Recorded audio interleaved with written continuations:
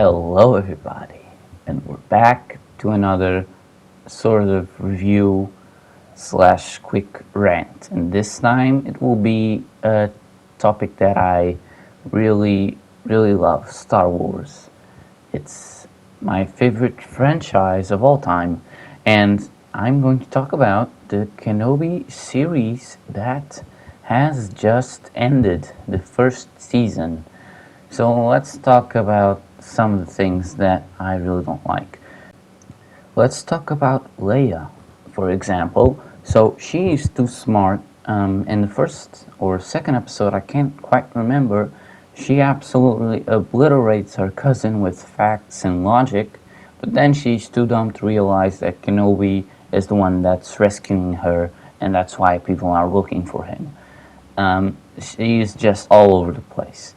And one of the scenes that really makes people... There's two scenes that really make people laugh.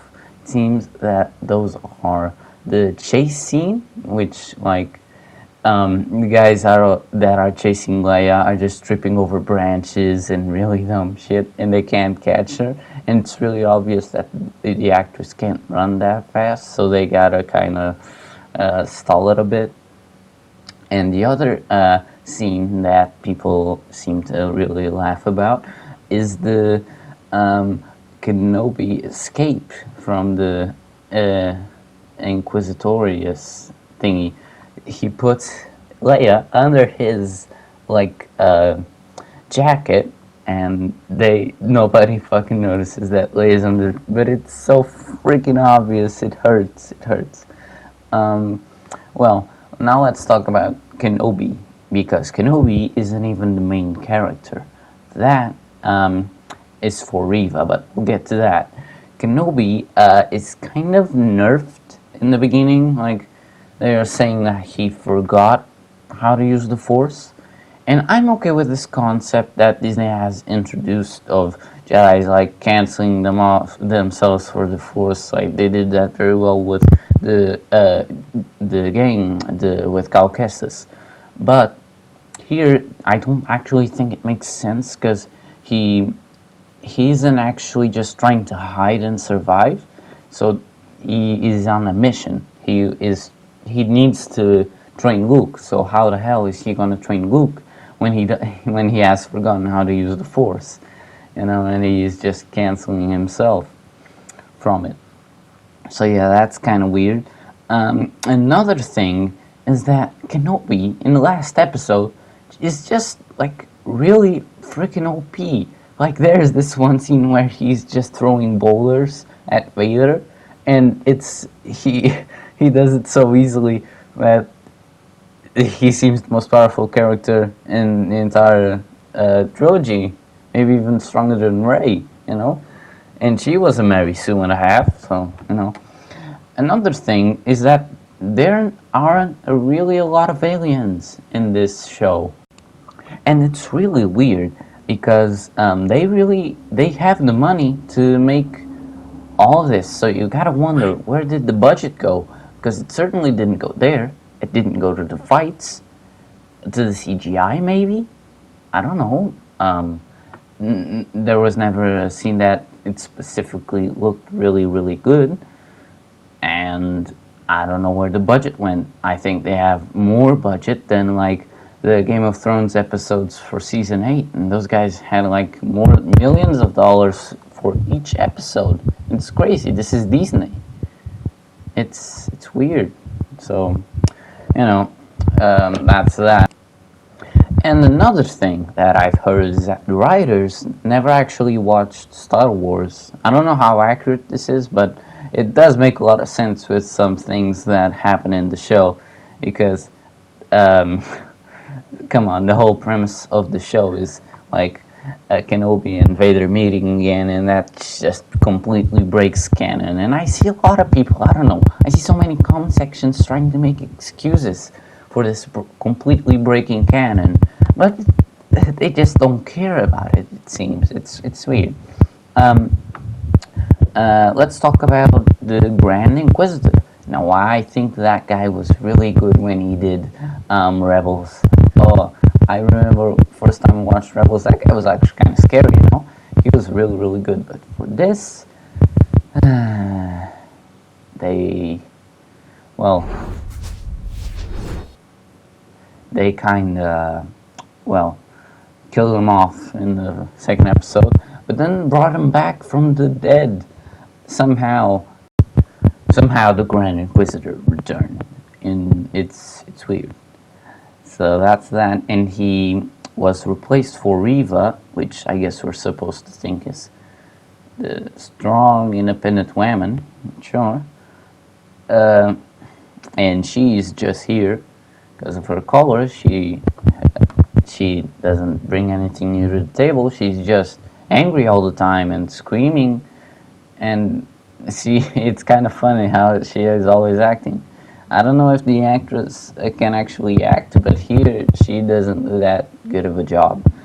And yeah, she's just here for the diversity, you know. And I know there's been this whole drama about something with Kenobi and Twitter, and that's just something I don't want to get into.